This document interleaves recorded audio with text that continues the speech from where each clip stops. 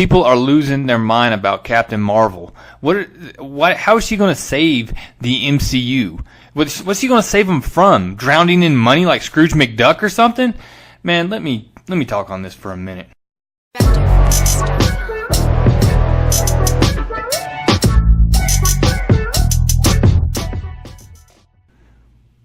So apparently it's up to Captain Marvel and Harley Quinn and the Birds of Prey to save comic book superhero movies, according to Scott Mendelson, who's a contributor for Forbes magazine. Now, first of all, this is an absolute joke of an article, and it's not worth clicking on. But I'm gonna expose you to this, so just be careful. It may cause cancer.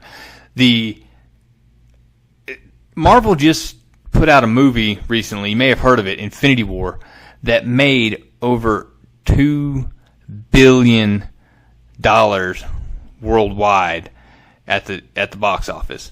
That is before the DVD, Blu-ray, digital release. So, I mean, there's no problem at Marvel. They're going to keep making these movies, and we don't need Captain Marvel to save us. Let's integrate her as a character. Let's stop this the future is female hype, and let's just introduce her as a character. We don't have to have this force-fed feminist agenda on us. Just let her come in and be a good character. DC, I can't. No one's going to save DC at this point. If you think Harley Quinn and a bunch of D-rate female characters are going to come in and suddenly save the DC EU, forget about it. That franchise is a dumpster fire, and there's no saving it. But getting into the actual heart of the article, the future is female. And we heard this on The Force is Female. We saw it on the Kathleen Kennedy-led Star Wars group. And I want to remind you that they just had a movie with one of the best characters, Han Solo, lose money because of fallout from The Last Jedi. Now, they'll claim it's because, well, it was a white male as the lead and people are tired of that. People aren't tired of that. That was direct backlash from the way that the Star Wars Lucasfilms group treated fans and the absolute disgrace of a movie that The Last Jedi was. But let me read a little further since I've gotten to the first sentence and I'm already angry. That quote popped up in bold letters on the Entertainment Weekly cover, which is a huge mistake. Marvel needs to drive this marketing away from the feminist agenda. Let Captain Marvel come in and just be a good character. And let's see, I'm going to skip down a little bit. Kevin Feige, he's discussed the idea that Posted Genders 4 will be more gender parity in the movies and behind the scenes as far as directors and stuff. And the author here also complains about not getting the Black Widow movie yet. Let's just crap one out, because when you rush things and you just drop them in, they become complete trash. Look at the DCEU and how that's falling apart. You don't have a plan and you try to roll something out, it's not going to be cool. Don't just try to play catch up or roll something out because somebody wants it and is screaming for it. Because a Black Widow movie rushed doesn't do anybody good. You do a good Black Widow movie that follows the structure of a Winter Soldier type spy movie or a political thriller, and now you're talking about something that people are going to like. But going on, just a glance, we've got 20th Century Fox Dark Phoenix, which people can talk about whether or not they're excited about that or not. You got Captain Marvel obviously coming up, and which is going to be a big deal. It's been built to not fail. They put it between Infinity War and Avengers 4. How can that movie possibly fail, coming out in March before Infinity War, when you introduce her as the end credits character that's going to help defeat Thanos, because she's that big of a deal. Now, it's not going to fail. So financially, Captain Marvel is going to look like a huge movie regardless. Now, what's going to hurt Marvel possibly is if the product on the screen does not match what the standard they have set across the board over the years. And that standard that has continued to get better over time. So scrolling down, Brie Larson, Evangeline Lilly's the Wasp, the Valkyrie, they're both going to play roles moving forward in the MCU, and we're excited about that. Those are both good characters. We got Wonder Woman 1984 coming out, which I really enjoyed the Wonder Woman movie. I thought it was well done, and he'll take a swipe at it that it's a period piece, and that people that basically current directors and producers are afraid to do to take on head on the problems that are facing women today. It's like, what? Like, yeah, give me a break. I'll get into that in a little bit. I'm jumping ahead. Kathy Yan's Birds of Prey seems to be the most exciting of the bunch because it's directed by a Chinese-American female director with only one indie darling to her name. Okay. That's exciting, I guess. But I really don't see it going well. We're going to have a rated R girl gang movie in the DCEU, which is trash anyways. So I don't see it being a hit. I see it going the way of Ghostbusters and Ocean's 8. So how'd those movies do? Let's just... the future is female. Again, if the future is female, the past is seemingly too, because they're going to do and it's where this is a paragraph where he talks about where is it? Maybe it's due to some deep-seated inability for studio executives to embrace the notion of a present tense female superhero dealing with present day issues. What, like sitting around and being offended all day? There was actually people out there offended that in a trailer for a movie, Nick Fury spoke more than Captain Marvel. Give me a break. It's a freaking trailer. You don't think the movie's going to be mostly about her? Well, we'll see. But people just sitting around looking to offended. It's like being offended is the new superpower. Let's do some movies of that. But to be fair here, he does say, natural result of the sliding of the franchise, which it is. It's, you don't want to rush to failure on a movie to force one out and it not fit into your overall plan. If I'm being optimistic at the moment, then I argue that the comparative flood of female-led superhero flicks is more than just a coincidence. Yeah, it's a big push. They're getting more, quote, woke. When you get woke, go broke. It's these aren't going to you can't build this on gender parity alone. You have to have a good product, and in rolling out that good product, you cannot just discard your current market, which, like it or not, there is the large part of the superhero market is males, and there's also a very large part of white males who enjoy superhero movies. So let's stop rolling them under the bus and blaming them for everything that has ever went wrong in society.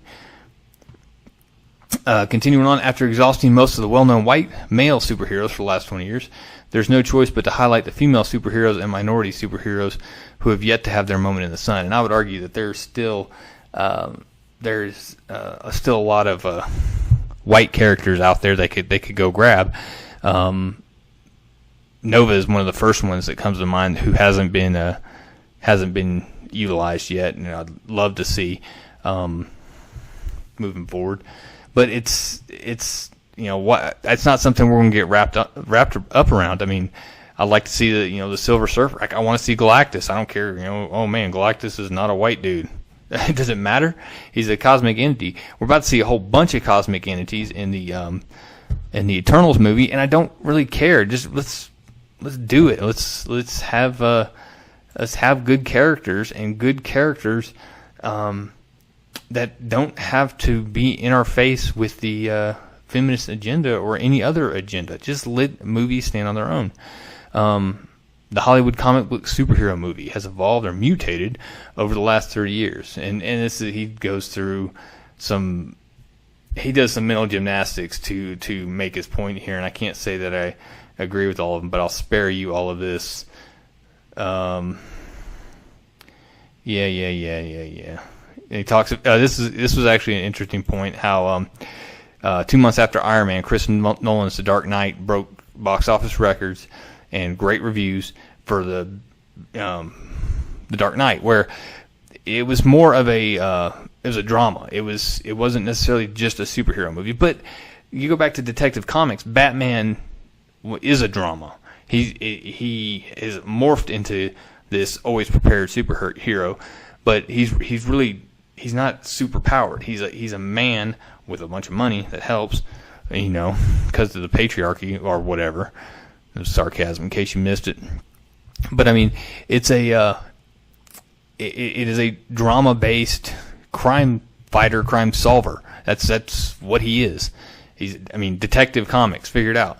But Marvel did kind of follow suit with like the Winter Soldier, where it was a conspiracy thriller, big government conspiracy stuff. And in my opinion, that's probably the second or third best Marvel movie out there. It was really good. Spider-Man: Homecoming had the teenage angst thing going on, which, for better or worse, it was a good movie. And Ant-Man and the Wasp has the comedic feel to it that goes. It fits. It has its niche in the MCU. Thor Ragnarok, I thought, broke the mold for the Thor movies in a good way. That it was a fun movie to watch. The other Thor movies, they're not top 10 in the MCU. They're not bad movies. I don't think the MCU's really rolled out a bad movie. Even the Incredible Hulk had its moments that were really good. So, but back to the article, because that's what I'm supposed to be doing here, is after next year. Yeah, I don't want to read this part. You guys don't want me to read this part either. It's just dribble. And here's where he comes off his rocker, and you start seeing a bunch of the undertones. You just want those guys' undertones. Go pull up his Twitter, and you'll just, in a world where white dude superhero movies have become somewhat par for the course, I will argue that crafting the next batch with gender, ethnic, and racial inclusivity in mind will allow them to be event films, specifically for those who want to see themselves on screen in this kind of iconic roles. Give me a break with his event films. This is the personal identity politics that we need to get away from. We need to get to making good movies. If I have a good superhero up there with a good storyline that I can relate to, that is heroic, has struggles, and comes out of that as on top as the winner, and I'm going to feel good. I'm going to like that movie. When I have a bunch of identity politics thrown in my face the whole time, it's going to make me cringe. I liked the Black Panther movie. However, I don't think it's a top 5, and maybe borderline. It's probably not top 10 if you lined up and stacked and racked the MCU movies. It was good, but it's maybe it's best 10, maybe. And what really hurt it was the last fight scene, because it didn't feel like there were any real repercussions to it. There was no. You had two guys in super suits. While you wanted to make it matter, put them in the middle of that battle and have Siri somehow disable all the vibranium in Wakanda temporarily using some kind of sound generating force field or whatever, and make it a real life or death battle. The battle with him and Killmonger in the caves, it was CGI. It was too much CGI, and it just got old. It was tiresome. It reminded me of the Blade movie back in the day when the evil vampire dude that was trying to become the Blood God becomes the Blood God, and it's all CGI mix, and it's like that point you're just like, is this movie over yet? Because it just gets so, it just takes you out of it when it's too much CGI, and I think that battle was. But heaven forbid somebody left a bad review about the Black Panther movie on Rotten Tomatoes, because one dude did, and the whole world turned on him, and it was ridiculous because he was kind of right. It was an okay superhero movie. Birds of Prey will be new and different in a way that Venom won't be. Yeah, but that doesn't mean it's going to be good. different does not always mean good. I expect Tom Hardy's Venom to be entertaining. I expect it to be good. I expect it to be a dark superhero movie where Venom is going, or Tom Hardy's character, which I'm drawing a huge blank, and that's very embarrassing. From Eddie Brock is going to have he's going to have that struggle with the symbiote. This we are Venom. This internal dialogue of we don't do that. I don't do that. This is why. And it's going to be comedic. I think more so than we actually have seen on the in the trailers. And I think it's going to have a dark quality, like a dark hero. And I think it's going to be good. I really hope that they find a way to tie it into the MCU, but I think that may be a little bit clumsy at this point, but that's a topic for another day.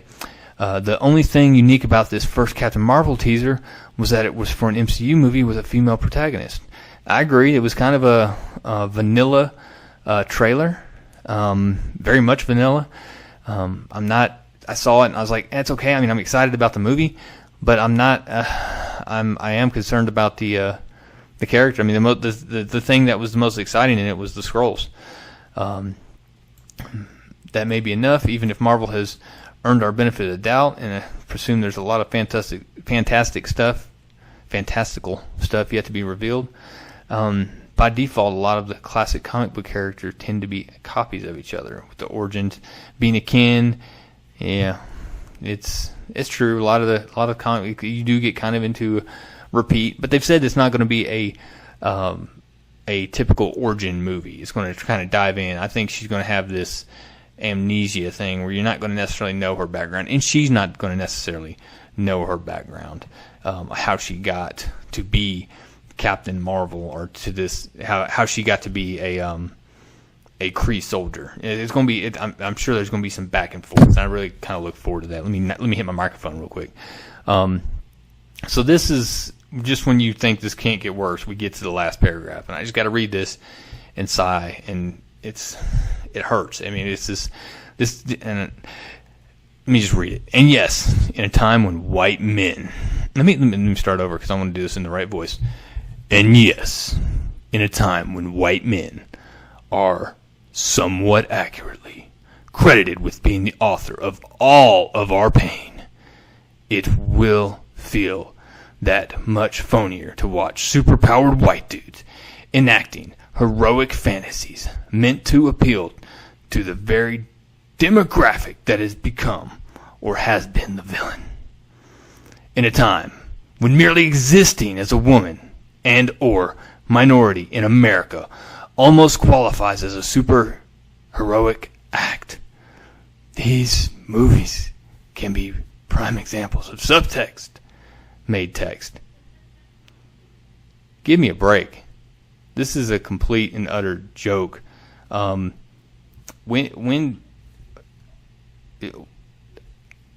seriously speechless at the dude. Scott, we got to talk, man. You got some internal self-hate stuff you need to work out, brother. Because I got a word for you. That's not the real world. That's some kind of fantasy blame game, not accepting responsibility for your own actions, your own circumstances. I mean, this is insane to think that you can actually credit pain, all of our pain, to white men. That is an absurd statement, and you have a view that is it's illogical, and I hope you get some help for it. So that's all I got to say about this article. I read this article, and honestly, it upset me. It made me mad. This is a joke.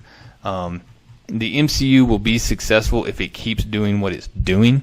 If it falls into the trap that the Star Wars franchise did, where it, one, starts pursuing identity politics, two, attacks the fans, like Brie Larson's on the cusp of it.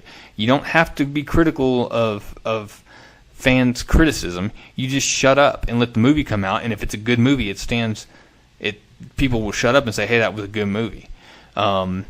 and 3. I don't have a 3. Just make a good movie. That's really 3. Make a good movie that is about character, about being heroic, and not identity politics. The MCU has built a franchise that can bring in over $2 billion from the box office, and if they do not control this message and do not control the social media, the media messaging on stuff like this, especially from the actors, it can get very bad very quick. And I hope that's not the case, because I really want the MCU to continue to be successful. And with that, I'm out. Y'all discuss it below. Appreciate it. Click subscribe. Hit the bell for notifications. And, of course, leave a comment. So I appreciate your time, guys. Thanks for listening. Real Comic Stacks out.